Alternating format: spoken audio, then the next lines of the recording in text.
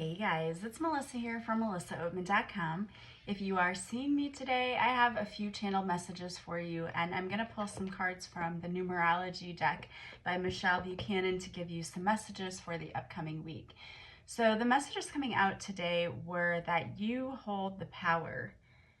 Don't give your power to anyone else. So if you feel like there are things going on in your life that maybe are not making you happy, you have the power to change that. You need to take actionable steps instead of just sitting and complaining and doing nothing. And just like when we just sit and complain and we don't do anything about it, we're actually giving away our power.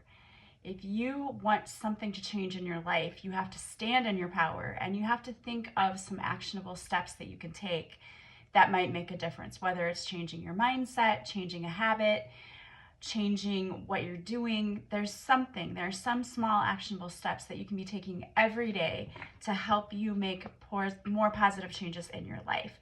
So don't give your power away. Instead, remember that you are very powerful. Stand in your power and take those small actionable steps to help you live a life that makes you more happy and fulfilled. All right, we're going to see what messages come out. So the first one coming out is synchronicity. You have signs and synchronicities coming into you that you need to be paying attention to. And you may be talking to someone about, hey, I'd really like to write a book. And then you see a commercial that's on TV that says, hey, are you ready to write that book? Those are signs and synchronicities that are trying to point you in the right direction towards your goals. So be paying attention to the synchronicities that you see.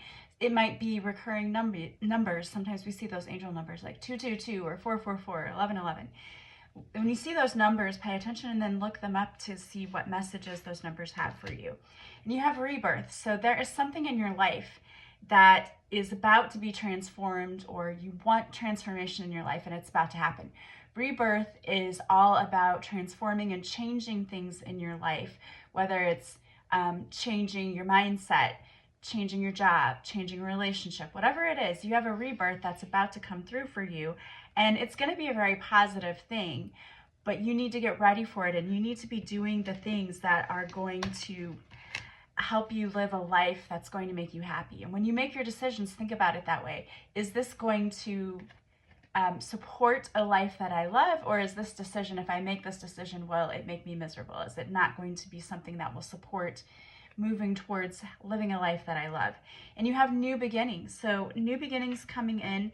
The thing with new beginnings and rebirth is sometimes that means we have endings coming in, and endings are really, really difficult, and no one likes having to give things up. No one likes it. It's scary. It's sometimes painful, but you have to give up the old in order for the new to come in.